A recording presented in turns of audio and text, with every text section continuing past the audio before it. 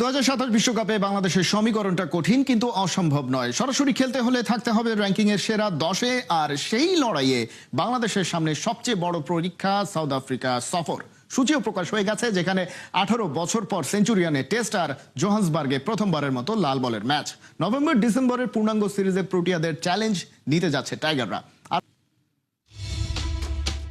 বিশ্বকাপের দরজায় লাল সবুজদের কড়া নাড়ার মিশন। 23 ওয়ানডের ম্যারাথন বছরে প্রতিটি ম্যাচ এখন বাংলাদেশের জন্য সেমিফাইনাল। ভুলের সুযোগ কম, চ্যালেঞ্জ আকাশ ছোঁয়া। আর সেই মিশনের মাঝেই কঠিনতম সূচি প্রকাশ, away tour South Africa. Series শুরু হবে লাল বল দিয়ে। আইসিসি ওয়ার্ল্ড টেস্ট চ্যাম্পিয়নশিপের অংশ হিসাবে 15 থেকে 19 নভেম্বর জোহানেসবার্গে প্রথম টেস্ট। এই ভেন্যুতে প্রথমবারের মতো টেস্ট খেলবে বাংলাদেশ। এরপর 23 থেকে 27 নভেম্বর সেঞ্চুরিয়ানের দ্বিতীয় টেস্ট, যে মাটিতে টাইগাররা সর্বশেষ খেলেছিল 2008 সালে। 18 বছর পর সেই সেঞ্চুরিয়ানেই ফিরছে বাংলাদেশ।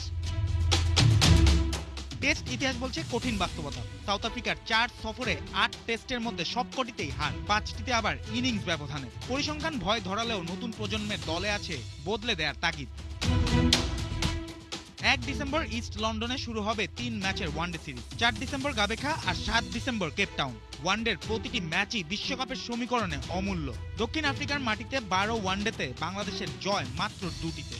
তবে আশার গল্পও আছে। 2022 সালে প্রোটিয়াদের মাটিতেই 2-1 ব্যবধানে সিরিজ জিতেছিল টাইগাররা। টি-20 সিরিজ শুরু হবে 10 ডিসেম্বর কিম্বারলিতে, 12 ডিসেম্বর বনানীতে এবং 13 ডিসেম্বর সেঞ্চুরিয়ানে। এই সংস্করণে এখনো সাউথ আফ্রিকার মাটিতে জয়হীন বাংলাদেশ। 4 ম্যাচে 4 হার। তাই এবার লক্ষ্য শুধু লড়াই নয়, ইতিহাস গড়া। 18 বছর পর সেঞ্চুরিয়ান, জোহানেসবার্গে প্রথম টেস্ট। চ্যালেঞ্জটা বিশাল, কিন্তু বড় দল হতে হলে বড় মঞ্চেই প্রমাণ দিতে হয়। বিশ্বকাপের পথে সাউথ আফ্রিকা সফর বাংলাদেশের জন্য এই যেন সাহস, সামর্থ্য আর স্বপ্নের পরীক্ষার আরেক নাম।